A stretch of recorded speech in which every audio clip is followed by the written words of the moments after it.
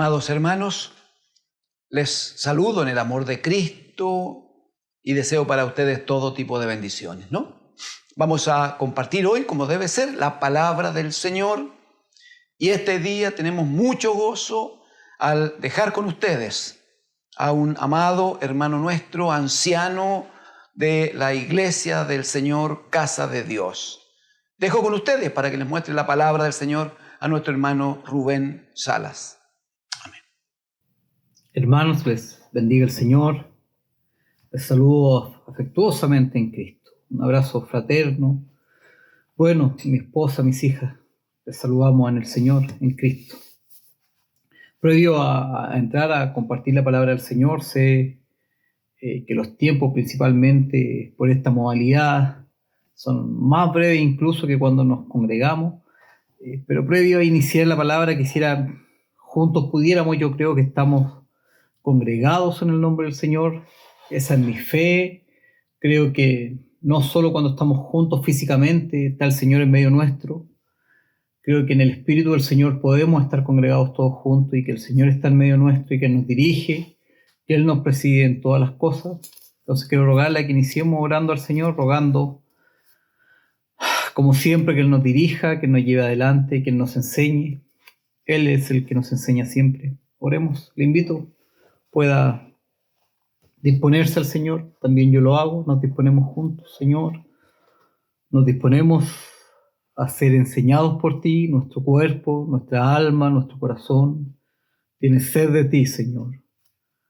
Todo nuestro cuerpo clama por Ti, Señor, independiente de las cosas que vivamos, independiente de las cosas que sepamos, independiente, Señor, de las cosas que creemos saber. Hoy venimos a tus pies, Señor, para ser enseñados por Ti, para que Tú nos digas cómo debemos vivir, cómo debemos hacer las cosas, para que nuestro entendimiento no quede sin fruto, Señor, más bien seamos enseñados por Ti. Mi corazón, nuestra alma se dispone, Señor, nuestro oído está atento para que trates con nuestra vida. Que Tu Espíritu Santo, Señor, nos dirija, que hable a nuestra vida y que hable a nuestro corazón. En el nombre de Jesús. Amén. Gracias, Señor. Amén. Quisiera invitarles, hermanos, a que pudiéramos considerar, quisiera traspasar un principio del Señor, más bien una verdad que es estructural en términos de la salvación, pero también en términos de nuestra relación con el Señor y cómo Él va perfeccionando nuestra vida. En ese contexto, hermano, entonces, hay una verdad que sabemos, está allí en el libro de Romanos capítulo 8. Hay una cita que es conocida, evangélicamente muy conocida, en términos de que al repetirla o al citarla, varios de nosotros la tiene en nuestra mente. Cuando la Escritura dice que el Espíritu Santo o el Espíritu da testimonio a nuestro espíritu de que somos hijos de Dios. Esa es una cita que evangélicamente y en nuestro contexto es una cita que conocemos, que la conversamos, que hemos sido enseñados por ella, pero el punto o en donde quisiera por la gracia del Señor hacer un acento o poner un acento, creo yo, el Señor lo pone más que yo, es en el contexto que está establecida la cita. Entonces, si usted está atenta allí y atento, mi hermano, en Romanos capítulo 8, cuando el verso 16 dice puntualmente, el verso 16 dice, el Espíritu mismo da testimonio a nuestro espíritu de que somos hijos de Dios. Eso está en un contexto que es importante resaltar. ¿Y qué es lo que resaltamos? Que lo que está diciendo previamente el apóstol Pablo en la carta a los romanos, lo que está señalando previamente es una especie de paralelo en términos de poder distinguir quiénes somos verdaderamente, y allí está el punto, quiénes somos verdaderamente hijos de Dios y cómo vivimos o cómo debieran vivir los que han nacido, dirá la Escritura, del Espíritu. Juan capítulo 3, cuando habla el Señor con Nicodemo, en términos de decirle es necesario nacer de nuevo, también allí el texto habla de nacer de arriba o nacer de Dios. Entonces, el punto es que la Escritura habla y pone allí, en este paralelo, inserta esta frase de la certeza que debemos tener de que somos verdaderamente hijos de Dios. El punto es cómo yo me puedo extender a esa verdad a fin de poder vivir confiado porque soy hijo de Dios. ¿Qué significa ser hijo de Dios y cómo opera en mí esa paternidad? Entonces, en Romanos capítulo 8, ya previamente anunciado, pero luego el verso 17 dice, y si hijo también heredero de Dios y coherederos con Cristo. Bueno, pero agrega a esa frase, cuando dice coherederos con Cristo, estoy en el verso 17 del capítulo 8, dice, si es que, y establece allí una verdad de la cual le hacemos el quite o no somos tan conscientes de que opera en nosotros. Porque dice, si es que padecemos juntamente con Él, para que juntamente con Él seamos glorificados. Y luego agrega, verso 18, pues tengo por cierto que las aflicciones del tiempo presente no son comparables con la gloria venidera que en vosotros ha de manifestarse. Entonces, central en este contexto entonces es entender que la verdad de que Dios es nuestro Padre, porque Dios es nuestro Padre, esa verdad de que Dios es nuestro Padre está relacionada a un trato en términos de las aflicciones o los padecimientos. Un poquito más, intentando ser lo más claro posible. Cuando la Escritura habla de que somos hijos de Dios, no solo aquí, Dios mediante en el tiempo que pueda, pero quisiera mostrar por las Escrituras cómo esta verdad está relacionada. Hay una relación en términos de la paternidad de Dios y cómo a veces las aflicciones hacen que esta paternidad o hacen que mi entendimiento de que Dios es mi Padre y que Él tiene cuidado de mí se vea debilitado, se vea afectado y mi esperanza a veces se ve afectada por las aflicciones que estoy viviendo o por las situaciones que estoy viviendo. Hoy, en estos tiempos, hablar de aflicciones o de padecimientos, uno intenta, hermanos, llevarlo solo a la situación de pandemia, por esta situación del coronavirus, COVID-19, usted sabe de lo que hablo. Entonces, solo lo situamos en esa circunstancia en términos de la gran mayoría, por la gracia de Dios, en términos de vernos limitados en nuestros desplazamientos o en nuestra forma de vida habitual. Permítame decir gracias a Dios que nuestra vida habitual se ha visto modificada y hemos tenido que necesariamente reordenar algunas prioridades en nosotros. Qué bueno que hay algunas situaciones en términos mundiales que nos han permitido volver a nuestras casas, volver a estar con nuestros hijos, volver a estar con nuestra familia y establecer gobiernos del Señor.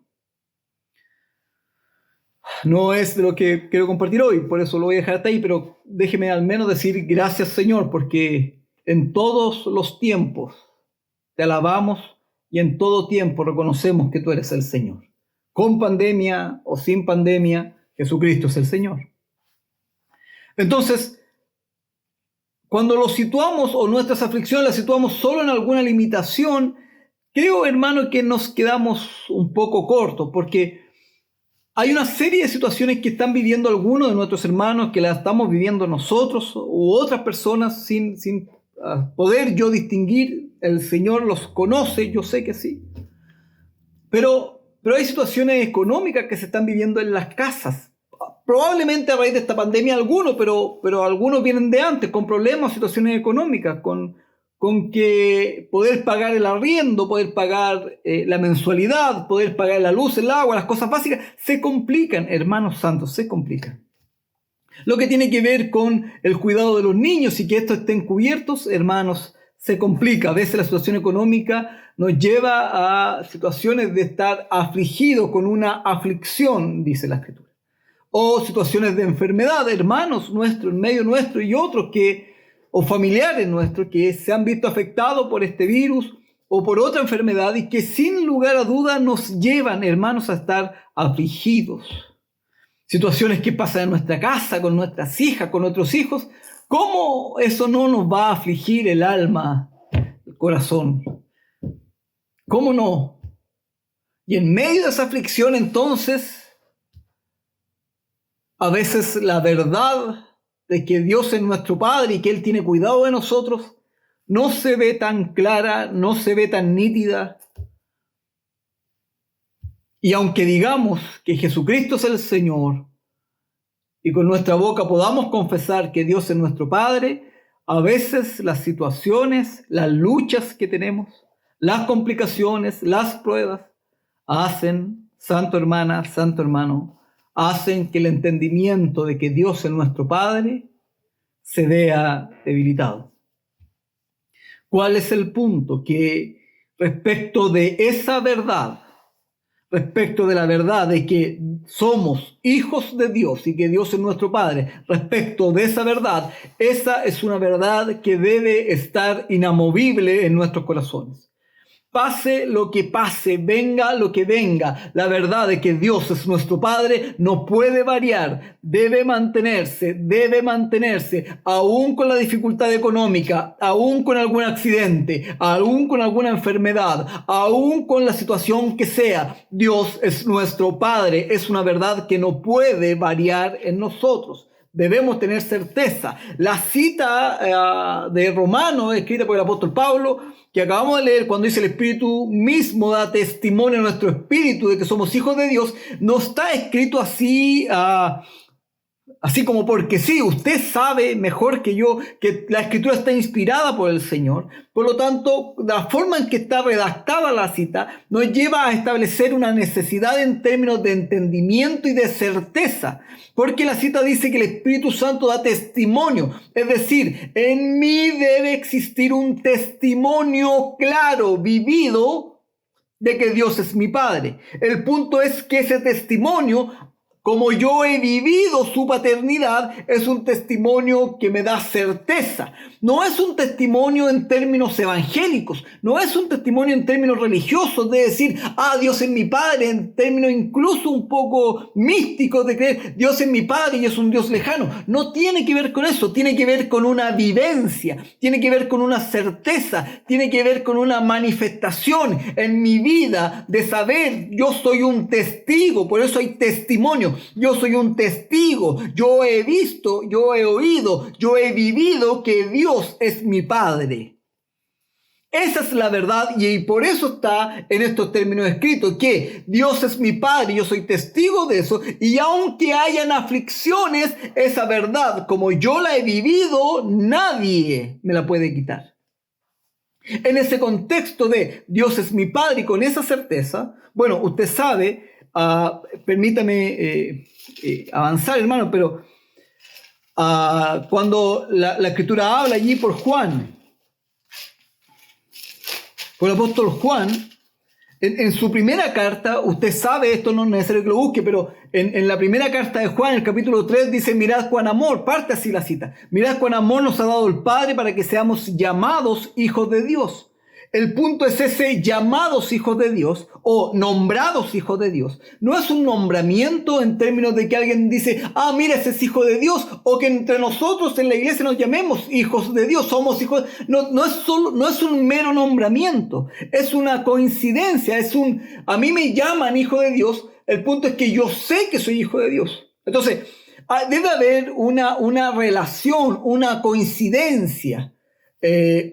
El término más claro es una reciprocidad en términos de que yo digo Dios es mi Padre y Él y la gente me puede llamar hijo de Dios. Yo soy llamado, soy nombrado como hijo de Dios. Si alguien dice hay un hijo de Dios, yo me siento un hijo de Dios porque yo sé que soy un hijo de Dios. Entonces, yo llamo al Padre, yo llamo a Dios como mi Padre y el Padre me llama como su hijo.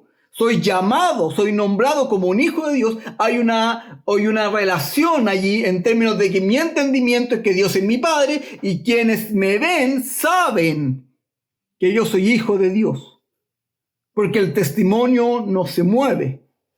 Está firme en mí que yo soy verdaderamente hijo de Dios. Entonces, ¿Por qué esto, hermanos? ¿Y por qué el énfasis de esta forma? Mire, si usted va a la carta del apóstol Pablo allí a los Corintios, a la segunda carta del apóstol Pablo a los Corintios, ahí no quiero yo confundir con algún contexto, sino más bien quiero explicarle que lo que comparte aquí el apóstol Pablo en los primeros capítulos tiene que ver con verdades no fáciles de entender, no fáciles de vivir, son verdades que tienen que ver con una operación de Dios. Cómo Dios opera, es el punto, cómo Dios trabaja con nosotros. En ese contexto, hermanos, en la segunda carta del apóstol Pablo a los Corintios, en el capítulo 1, desde allí vamos a ir trabajando. Necesario, hermanos, yo le invito, yo ya sé que por tiempo no vamos a alcanzar a ver algunas cosas, pero yo le invito, al menos déjeme plantear una verdad genérica o una verdad central. El Señor nos va a permitir, Dios mediante, avanzar un poquito más, pero en otro tiempo. Pero debiera, al menos, hermanos, quienes estén interesados en esto, poder avanzar hasta, hermanos, hasta el capítulo 7 de 2 de Corintios, para que pueda tener una visión completa de lo que quiero en la gracia del Señor exponerle, para que sea examinado por usted frente al Señor y guiado por su Espíritu Santo. Dice, entonces el capítulo primero, Pablo, apóstol de Jesucristo, por la voluntad de Dios. Esto ha sido compartido en predicaciones anteriores por el pastor y cómo este llamado ministerial ha sido un llamado en términos de que es el que llama es el Señor. Entonces, por lo tanto, es un siervo de Dios y no de los hombres. Bueno, y valga esa referencia para volver a tomar todo lo enseñado por el pastor previamente. Pero puntual, hermanos, dice el verso 2 del capítulo 1, dice, gracia y paz. Parte así, dice, gracia y paz a vosotros. Y destaca allí lo que veníamos conversando, dice, gracia y paz a vosotros, dice, de Dios nuestro Padre, dice así, de Dios nuestro Padre y del Señor Jesucristo. Entonces, en relación a de Dios nuestro Padre, dice luego, bendito sea el Dios y Padre de nuestro Señor Jesucristo. Permítame decirle también, bendito sea el Dios y Padre de nuestro Señor Jesucristo y también de nosotros, aquellos que hemos invocado el nombre del Señor, que creemos en Jesucristo y que confesamos que Jesucristo es el Señor. También Dios y Padre nuestro. Entonces, versículo 3, bendito sea el Dios y Padre de nuestro Señor Jesucristo. Y mire cómo dice allí, a continuación dice, Padre de misericordia y Dios de toda consolación. Dos verdades, hermanos, pero son dos verdades que van juntas. No se puede separar. Quiero en esto insistir un poco porque podría ser que le exponga yo mismo, pero creo que erróneamente le exponga yo lo que tiene que ver con la consolación y hacer de la consolación un tema. Y podría sonar bien y podría yo aprender, o usted, o juntos más bien, aprender respecto de la consolación y bien. O como también tema o aparte hablar de la misericordia y que sea una enseñanza, así como el punto es el entendimiento que quisiéramos en la gracia del Señor alcanzar. Porque ambas verdades, lo que tiene que ver con un Padre de misericordia y Dios de consolación, son ambas verdades que trabajan necesariamente en la operación de Dios, trabajan en nuestra vida, trabajan en la iglesia del Señor, trabajan en nuestras familias, trabajan en mí, trabajan en usted. Hay un Padre, eso es el punto. Hay un Padre, tu Padre, mi Padre, hay un Padre que está lleno de misericordia. Usted va a recordar rápidamente cómo la Escritura es abundante en hablar cómo se manifiesta la misericordia de Dios. Pero esa misericordia de Dios se manifiesta en aquellos que somos hijos de Dios en una función de Padre. La vamos a ver, pero Dios mediante ahora a continuación. Pero es un Padre de misericordia. De Él nace la misericordia, pero nace la misericordia en una función paternal. Padre de misericordia y Dios de toda, no un poco, de toda consolación. Entonces, le quiero indicar junto para que podamos citar algún versículo para que podamos avanzar. Mire, allí mismo, cuando después dice Padre de misericordia y Dios de consolación, lo que va a desarrollar allí, en términos explícitos, quiero decir, es lo que tiene que ver con la consolación. ¿Y cómo opera la consolación? Entonces, con el fin de no confundirle y ir paso a paso, de a poquito, vamos a seguir este orden para ir mostrando algunas cosas, para luego mostrar cómo operan ambas verdades juntas. Esto es, el Padre de misericordia y el Dios de consolación, porque ambos están operando hoy día, hermanos santos. Ambas verdades operan hoy día en mí. Dios, nuestro Padre, opera. Él opera con su Hijo Jesucristo y la acción de su Espíritu Santo operan en mí. Opera en mí este Padre de misericordia y opera en mí este Dios de consolación. Opera en ti, hermano, opera en ti, hermana, hermanos, jóvenes, opera en nosotros. Aunque no somos testigos de eso, quisiera la gracia del Señor, el Espíritu Santo nos ayuda en esto para que podamos ser testigos de que opera en nosotros, a fin de que la verdad de que Jesucristo es nuestro Señor y que Dios es nuestro Padre sea una verdad inquebrantable y haya certeza en nuestro ser de que no somos huérfanos, no hay bastardos en medio nuestro. Así dice la Escritura, que aquel que no tiene padre se le llama así. Más bien somos todos hijos de Dios y hay uno que opera en nuestras vidas. Dice así respecto entonces de este Dios de toda consolación.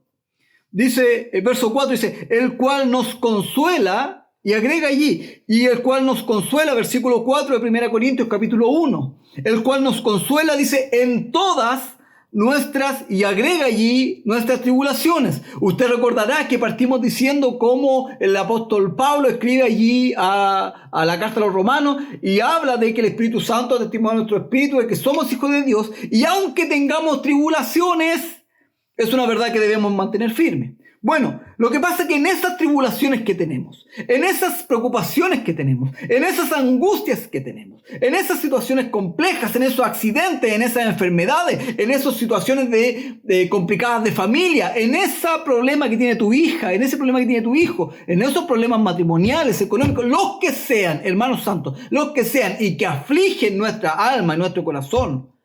En esos problemas hay un Dios de toda consolación, el cual nos consuela en todas esas, sea cual sea, en todas esas somos, y Dios quiere consolarnos en todas esas. Porque el cual nos consuela, dice, en todas nuestras tribulaciones.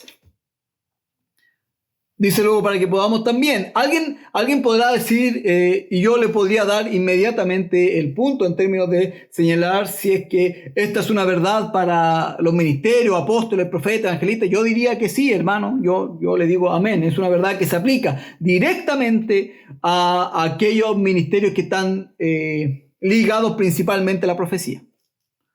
Principalmente lo que tiene que ver con la palabra y estrictamente la profecía, claramente esto se aplica a ellos primero. Pero si usted revisa todo el contexto, como le sugiero, hermano, puede hacerlo, yo le invito a que lo haga, usted se va a dar cuenta que no solo es consolado el apóstol, el profeta, el pastor, no solo ellos, sino que también la iglesia, usted y yo, necesitamos y Él nos consuela en todas nuestras aflicciones. Entonces, respecto de la consolación, hermanos, va a hablar de cómo se nos consuela en todas las aflicciones y sigue avanzando.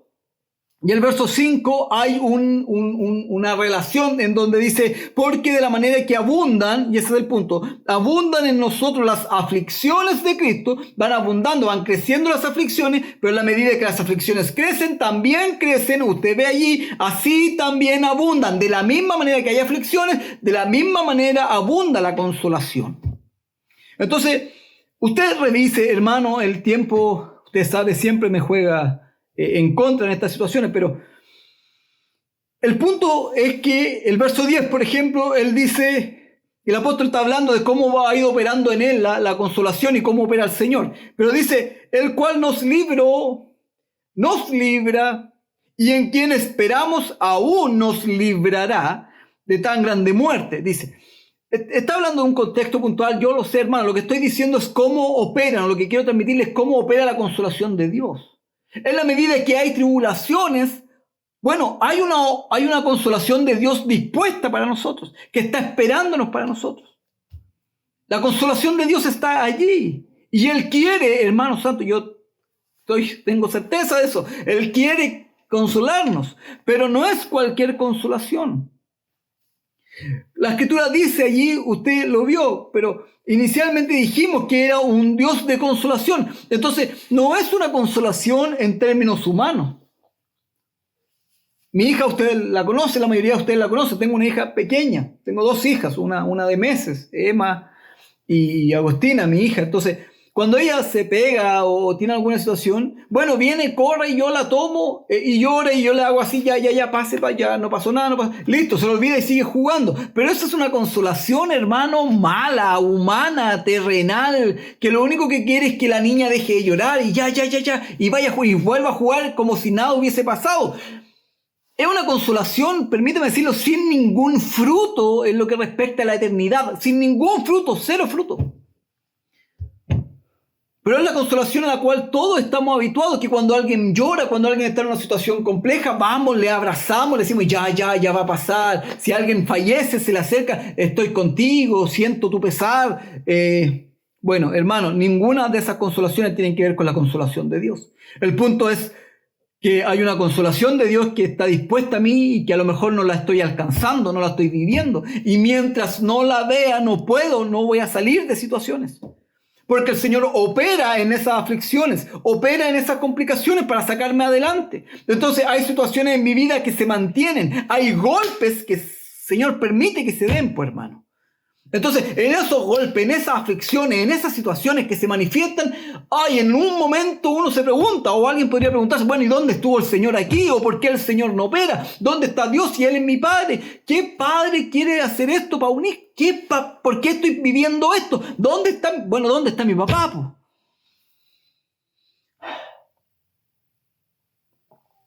Entonces que yo le diga hoy día, hermano, hermana, Él está esperando para consolarte. Pareciera incluso ser una broma para algunos. Le digo en el nombre del Señor. No es una broma. No es una broma. En el nombre de Cristo le digo. No hablo por mí.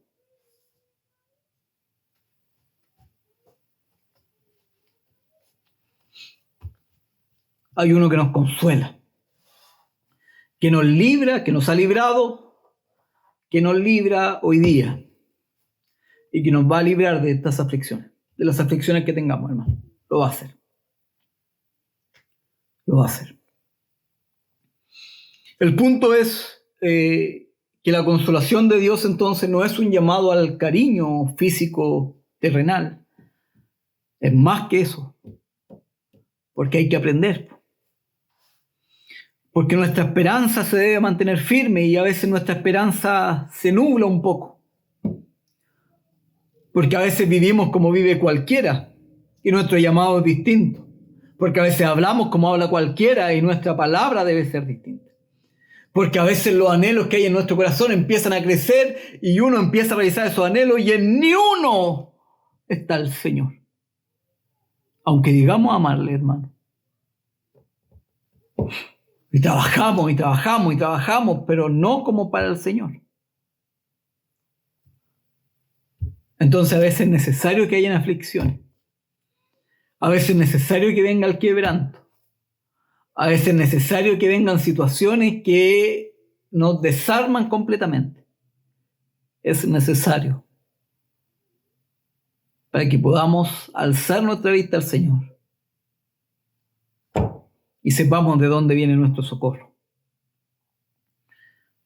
Porque nuestro socorro está. Nuestro socorro viene del Señor. Pero a veces no lo vemos porque parece que estamos bien, porque estamos completos, porque parece que no tenemos necesidad de nada. Entonces a veces viene el quebranto. A veces vienen las situaciones que nos deshacen. A veces vienen los conflictos que uno no sabe cómo actuar. A veces vienen las angustias, hermanos. Vienen las situaciones que nos aprietan.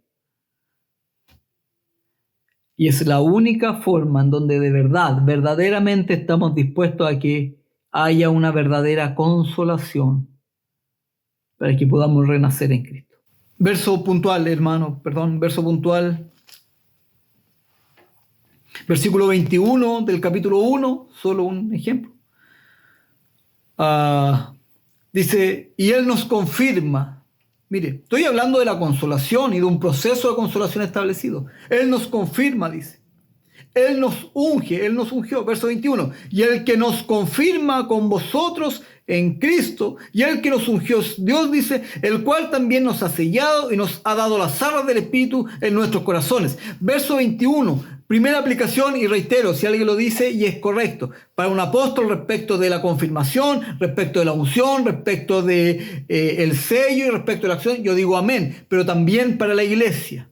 Podría, no hoy, hermano, por tiempo, pero podría mostrar cómo la Escritura también habla de una confirmación para los hijos de Dios, cómo habla de que estamos en el ungido, que es Cristo sobre nosotros y su unción también llega a la iglesia, cómo hemos sido sellados por el Espíritu Santo del Señor, en donde el Señor conoce a aquellos que son suyos. Nosotros somos del Señor, somos llamados hijos de Dios, somos nombrados como hijos de Dios, el Señor conoce a los que son suyos y además hay un sello. Nos apartamos de todo porque estamos guardados para el Señor.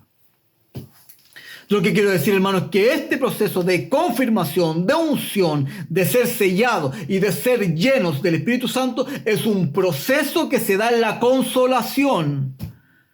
La consolación de Dios trae con nosotros una confirmación respecto del Señor. Trae con nosotros una medida respecto de poder ver que Jesucristo sigue reinando sobre nosotros. Trae en nosotros esta certeza de que verdaderamente somos hijos de Dios y trae en nosotros una acción del Espíritu Santo que nos permite tener verdad en nosotros, tener firmeza para confesar que Jesucristo es nuestro Señor. Es una operación que se hace solo a través de la consolación. Esto no se hace a través de escuelas bíblicas, esto no se hace en seminarios, esto no se hace por reuniones, se hace solo por una operación de Dios por medio de su Hijo Jesucristo a través de su Espíritu Santo. Es una operación de Dios. No puede hombre alguno meterse en esto. Yo no le confirmo, hermano, no hay pastor que le confirme, no hay apóstol que confirme. Opera Jesucristo el Señor, opera Dios el Padre con Jesucristo su Hijo por medio de su Espíritu Santo. Opera Él en nosotros de una manera sobrenatural, no de este sistema, no de esta naturaleza, sino que sobrenatural en nosotros para que cambiemos y nuestra vida cambie y se transforme o nada. Hermano, no hay consolación si no es en Cristo nuestro Señor, por medio de Dios nuestro Padre, por medio de Jesucristo. No hay consolación si no es de Dios nuestro Padre. Ahora, una manifestación, y lo dejo allí indicado nomás, hermano, por tiempo, una manifestación tiene que ver con cómo opera la consolación de Dios. Está inmediatamente en el capítulo 2 de 2 de Corintios, capítulo 2, desde el versículo 5 en adelante. Usted va a ver que había uno que estaba en otra situación, pero afligido, dice la Escritura. Y estaba afligido a tal punto que el apóstol tiene atención de que ese no sea consumido de tanta tristeza. La aflicción estaba por una situación de pecado. Esto tiene relación con la primera carta del apóstol Pablo en el capítulo 5. Este es uno que había pecado y que había sido, pero dice cuál es la finalidad, había sido sacado del lugar, e incluso dice la cita, entregado a Satanás, pero era para que se salvara su alma. Él tenía un llamado, pero era un llamado que estaba nubloso, que estaba dificultoso, que no estaba tan claro ni tan firme en él. El punto es que entró en un proceso de aflicción, entró en un proceso de tarea, entró en un proceso de ser zarandeado un poco, entró en un proceso de ser apretado, entró en un proceso de aflicción grande, a tal punto que la tristeza creció en él. Y habiendo crecido la tristeza, santos hermanos y hermanas, entonces el apóstol dice, versículo 7, así que al contrario, vosotros más bien, dice, deben perdonarle, versículo 7 del capítulo 2, hermanos, deben perdonarle, dice, y consolarle, pero ese y consolarle no es, de nuevo, vayan y abracen, sino que dice, y consolarle para que no sea consumido de demasiada tristeza. Por lo cual, hablando de la consolación, por lo cual os ruego que confirméis, mire, se vuelve a repetir, confirméis el amor para con él, porque también para este fin os escribí, para tener pruebas si vosotros sois obedientes en todos. Mire el gobierno de Cristo, obedientes en todo. Bueno, y dice ahí, al que vosotros perdonáis, Bueno, y avanza allí y finalmente dice, y esto lo hacemos para que el diablo no tome ventaja. ¿Por qué? Porque este es uno de los nuestros, es un llamado hijo de Dios, tiene sello. Hermano, hay más que decir de esto. Dios mediante, permita al Señor, podríamos avanzar. Pero quiero mostrar entonces, en términos genéricos, cómo opera, yo sé que de esto sabe mucho, pero cómo opera entonces estas dos verdades de Padre de misericordia y Dios de consolación. Entonces, como Padre de misericordia, yo sé que usted va a recordar rápidamente allí la cita de Levítico. Cuando, de Lamentaciones, no Levítico, de Lamentaciones, cuando la Escritura habla de que son nuevas cada mañana las misericordias del Señor. Amén. Eso es Levíticos 3, hermano. Son nuevas cada mañana las misericordias del Señor y termina con esta verdad, mi porción es el Señor. Pero ¿cómo opera la misericordia entonces? En estas pruebas, en estas aflicciones, porque dijimos que estas dos verdades, Padre de misericordia y Dios de consolación, ¿cómo opera? Entonces yo quisiera, en la gracia del Señor, en dos maneras decirle que cómo opera. Opera, el primer ejemplo, opera en Job, hermano. Le voy a indicar. Pero en Job capítulo 1, dice la Escritura, y hay un buen testimonio de un hermano, de Job como nuestro hermano. Entonces, Job es sometido a diversas situaciones y uno podría decir, ¿por qué Job es sometido si era un buen hermano? Bueno, parece que incluso los buenos hermanos que uno puede considerar deben ser sometidos a algunas situaciones para que, siendo afligidos, opere la consolación del Señor, sean perfeccionados y vean al Señor y veamos a Dios como nuestro Padre y esa verdad se mantenga. Entonces, usted recordará cómo hay todo un proceso en Job y uno olvida por qué, pero uno, si está atento, puede ver cómo opera la misericordia de Dios. Porque voy a decir esto, la misericordia de Dios, ¿sabe cómo opera en estas aflicciones? ¿Sabe cómo opera? Opera la misericordia de Dios en estas aflicciones con medida. Hay medida, hermano. Sé que debo terminar, pero hay medidas para nosotros.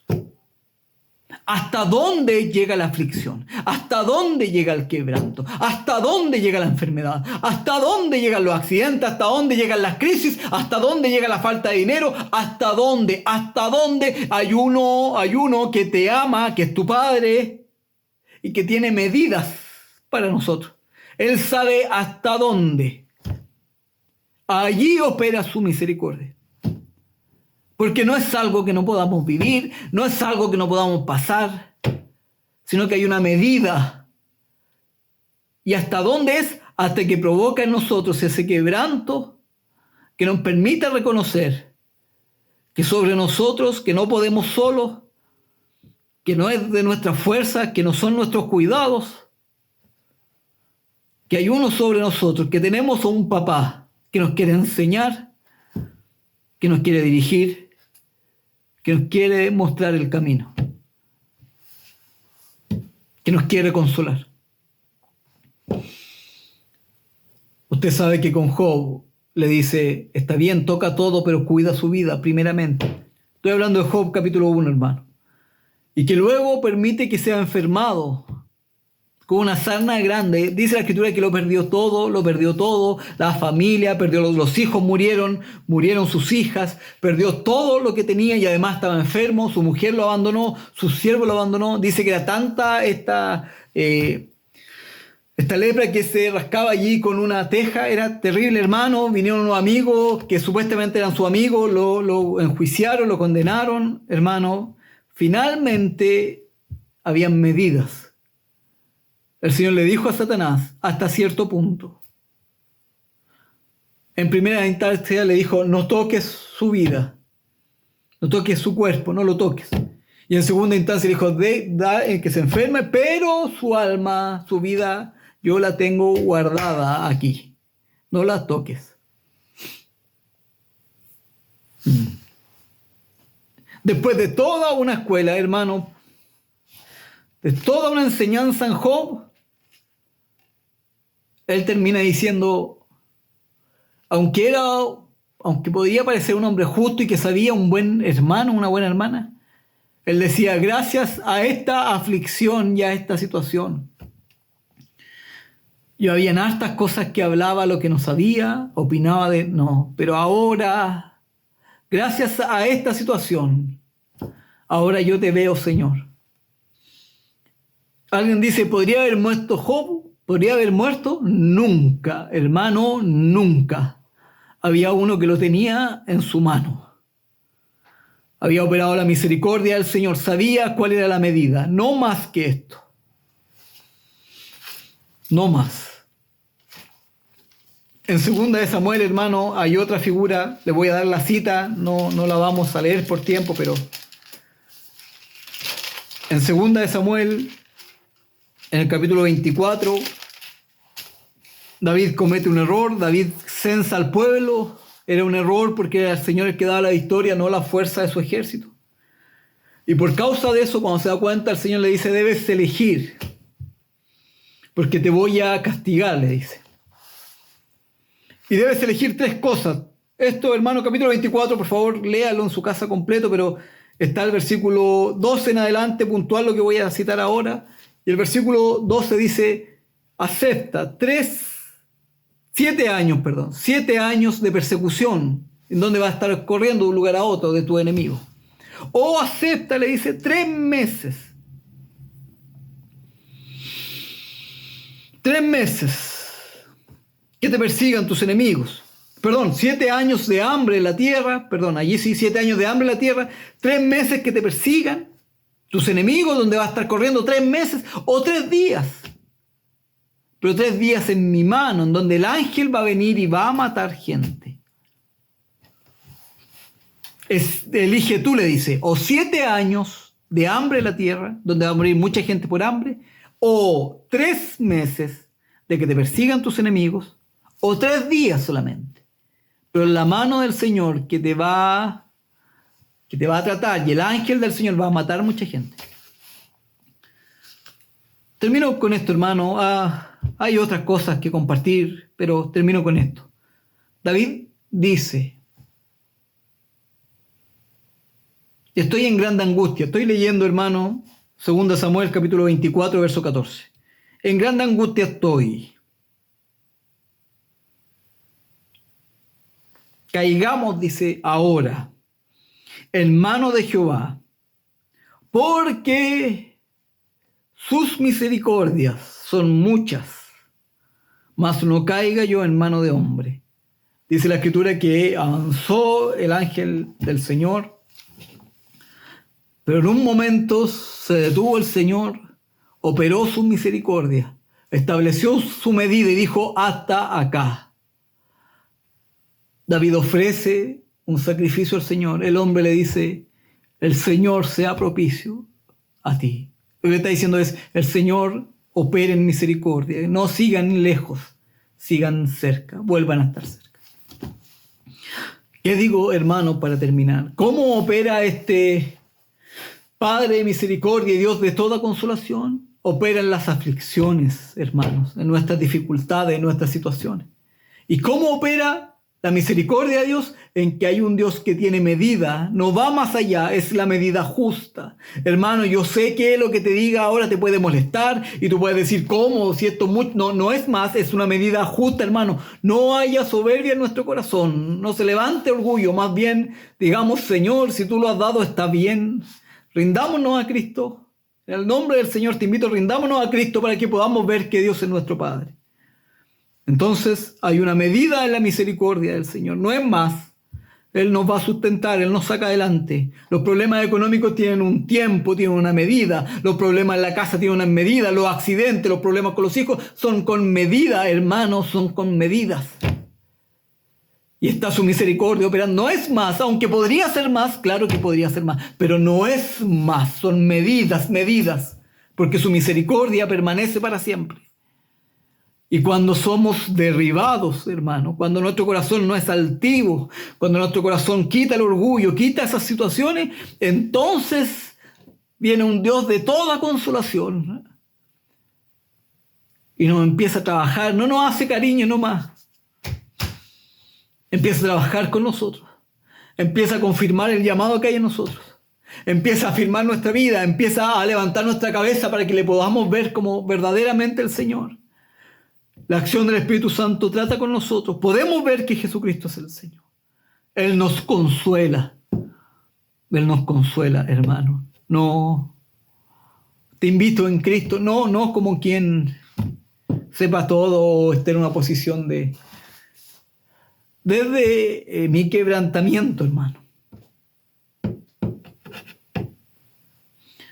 Desde mis luchas, desde mis aflicciones.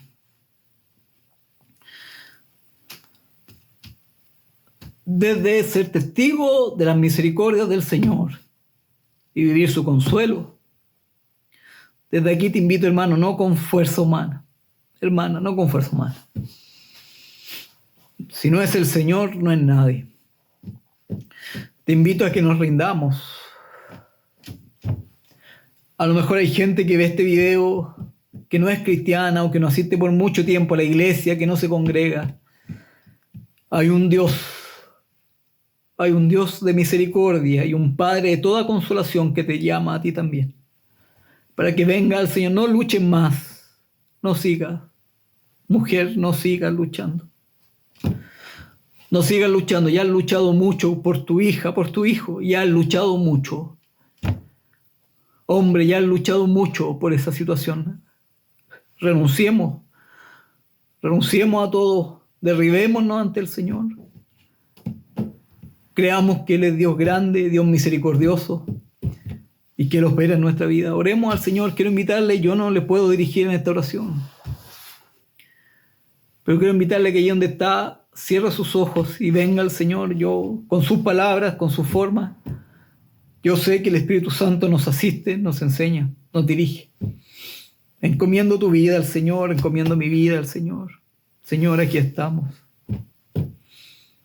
Aquí estamos, Señor, escucha la oración de cada uno. Nos encomendamos a ti, Señor.